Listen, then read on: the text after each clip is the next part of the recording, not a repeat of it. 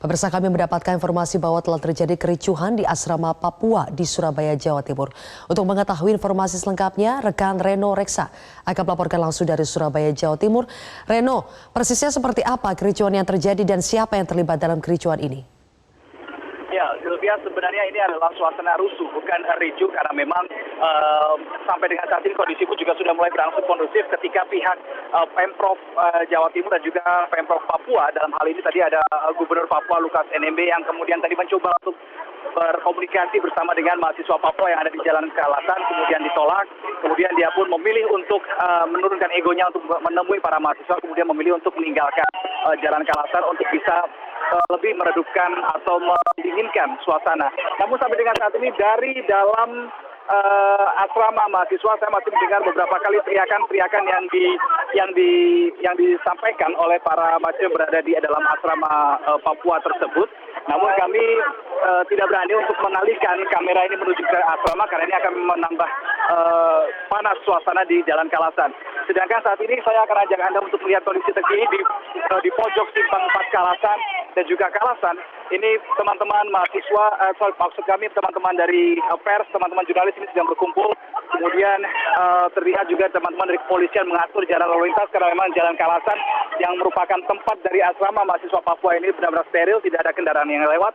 Ini sedang upaya-upaya dibangun oleh pihak kepolisian untuk bisa lebih mengkondusifkan suasana.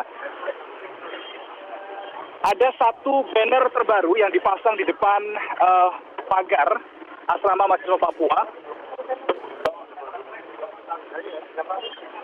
yang bertuliskan besar referendum. Inilah yang bertuliskan tulisan yang ada di poster di pagar asrama mahasiswa Papua yang terbaca sampai dengan saat ini. Padahal tadi masih ada tulisan berbeda, yaitu siapapun yang datang kami tolak. Kemudian sekarang berubah menjadi tulisan poster dengan tulisan besar huruf merah. Inilah yang menjadi kondisi terkini. Kami sampai saat pihak TNI, kami juga akan mengumpulkan data-data lainnya, bagaimanakah langkah-langkah antisipasi lainnya juga, tapi sampai dengan saat ini bisa kami kabarkan pihak dari Gubernur Papua dan juga pihak Gubernur Jawa Timur Khofifah Indar Parawansa ini sudah meninggalkan lokasi. Yang tersisa di Jalan Kalasan saat ini hanyalah teman-teman dari jurnalis, kemudian dari pihak kepolisian. Dalam hal ini kami masih melihat Kapolda Jawa Timur Irjen Pol Luki Hermawan masih berada di sini, dan juga Pangdam Lima Brawijaya juga masih ada berada di lokasi untuk bisa berkonsultasi, bisa berkoordinasi untuk mengambil langkah-langkah selanjutnya.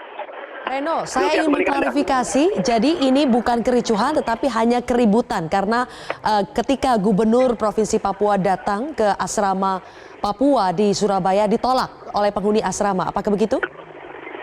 Ya, jadi Sylvia, informasi yang sejauh ini berhasil kami dapatkan adalah sebetulnya mahasiswa ini sebenarnya sudah sepakat untuk menemui, tapi hanya dari pihak Gubernur Papua Lukas NMB, tanpa ada pihak-pihak lainnya yang mengikuti.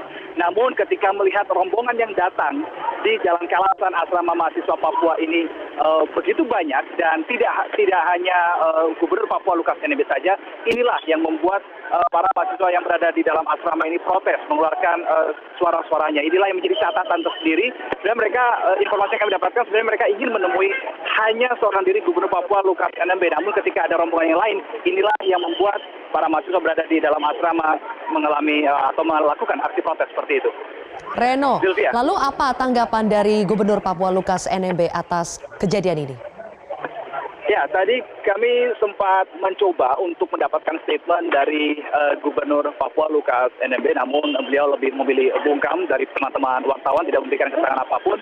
Beliau langsung menuju ke mobil yang sudah standby kurang lebih berjarak 50 meter dari asrama mahasiswa Papua.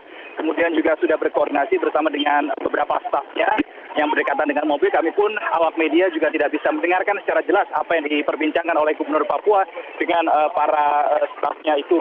Dan sampai dengan saat ini pun sekali lagi saya kabarkan situasi terkini di Jalan Kalasan ini steril, tidak ada kendaraan yang lewat, hanya ada awak media, kemudian dan juga ada Kapolda Jawa Timur Pangdam Lima Brawijaya masih berada di lokasi tepat di belakang saya untuk melakukan koordinasi lebih lanjut.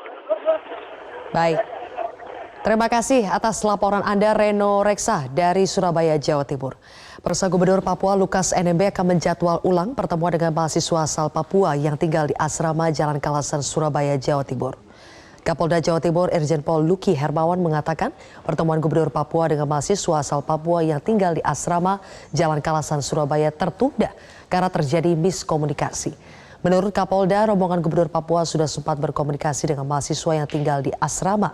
Namun karena jumlah rombongan dianggap terlalu banyak, para mahasiswa belum bersedia ditemui. Kapolda mengatakan Gubernur Papua akan menjadwal ulang pertemuan dengan para mahasiswa. Adapun kehadiran Gubernur Papua ke Surabaya untuk menyelesaikan berbagai persoalan, termasuk terkait dengan masalah mahasiswa asal Papua yang tinggal di asrama Jalan Kalasan, Surabaya. Ini ingin menyelesaikan, ada beberapa ingin berkomunikasi ya dengan asrama Kalasan, dan tadi sudah terjadi komunikasi, namun ada miss karena mungkin tadi terlalu banyak rombongan sehingga ini mau di schedule ulang.